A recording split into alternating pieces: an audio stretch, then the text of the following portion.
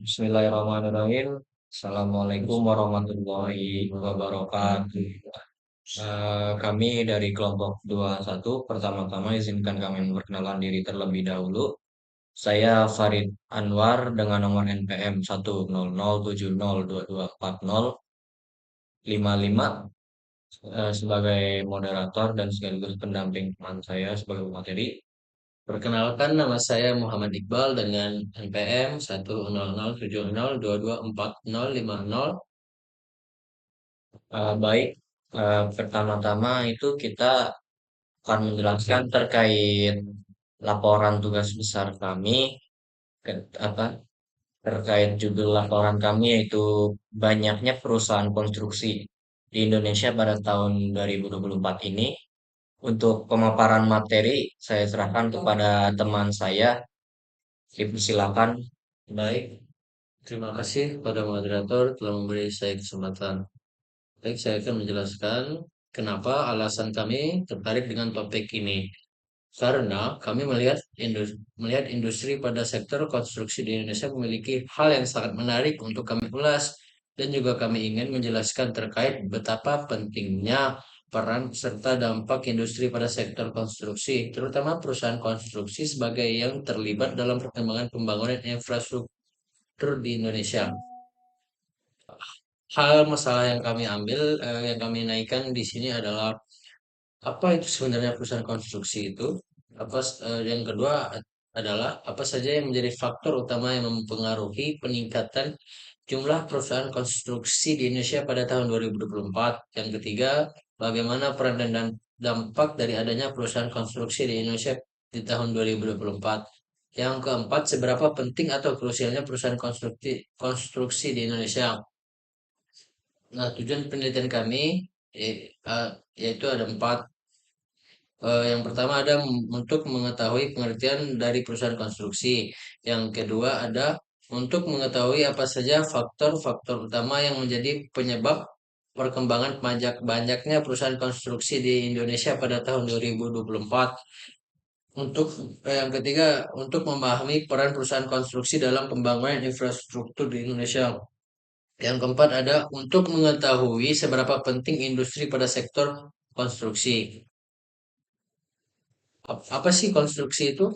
Jadi konstruksi itu merupakan suatu rangkaian aktivitas atau pekerjaan yang bertujuan untuk mendirikan suatu bangunan fisik dalam bentuk bangunan, gedung maupun infrastruktur lainnya yang melibatkan penggunaan teknik dan metode tertentu.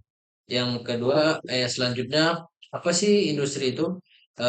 Industri adalah sektor ekonomi yang mengolah bahan mentah menjadi barang jadi atau setengah jadi dengan tujuan menghasilkan nilai tambah dan memenuhi kebutuhan konsumen.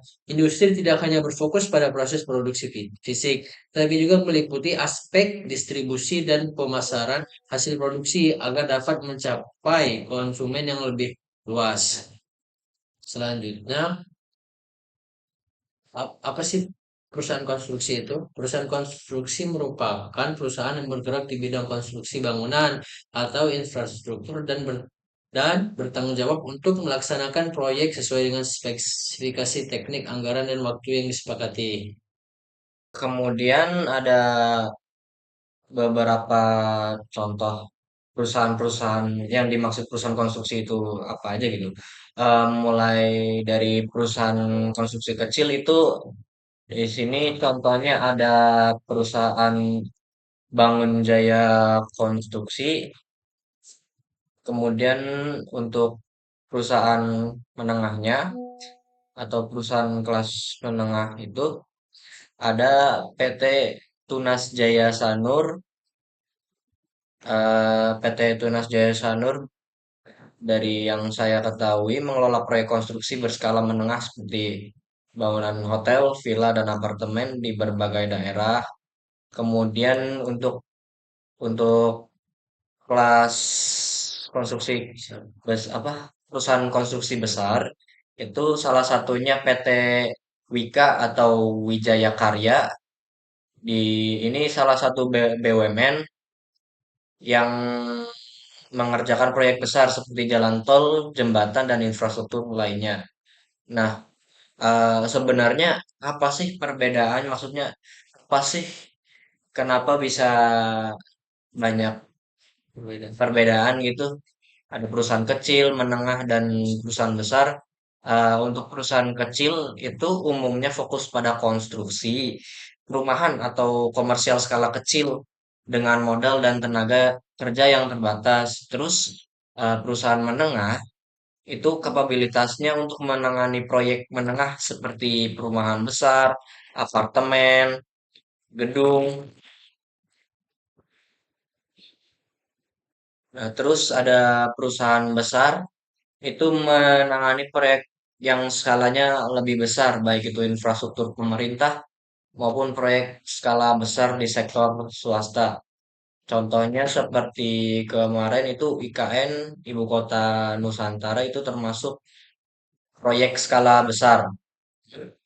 Nah, selanjutnya saya akan menjelaskan faktor-faktor yang mengaruhi jumlah perusahaan konstruksi.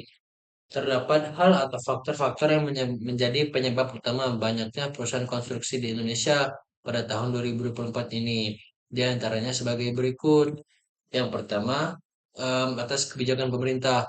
Kebijakan pemerintah Indonesia dalam mendukung pembangunan infrastruktur nasional telah membuka peluang bagi lebih banyak perusahaan untuk memasuki pasar, tetapi juga menciptakan tantangan dalam persaingan dan efisiensi.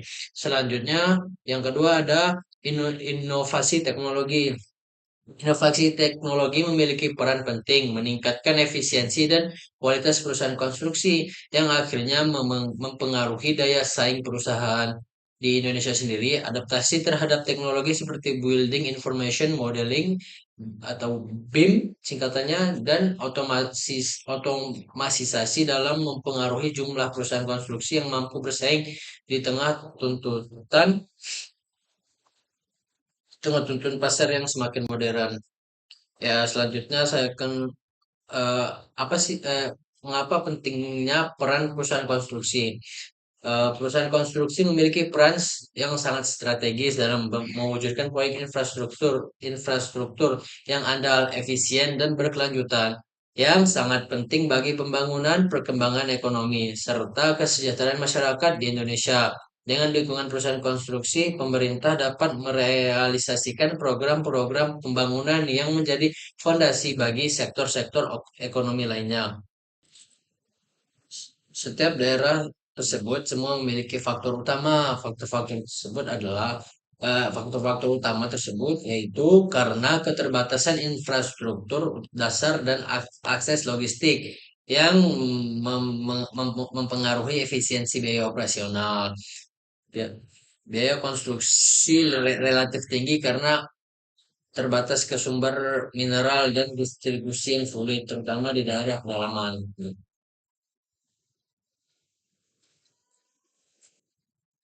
Saya kembalikan ke moderator. Terima kasih. Mungkin cukup sekian yang bisa kami paparkan atau kami jelaskan terkait hasil laporan tugas besar teknologi informasi yang kami buat. Cukup sekian. Jika ada kesalahan tutur kata dan kesalahan kesalahan bicara, kami mohon maaf sebesar-besarnya. Terima kasih sudah menyaksikan. Wassalamualaikum Assalamualaikum warahmatullahi warahmatullahi wabarakatuh. wabarakatuh.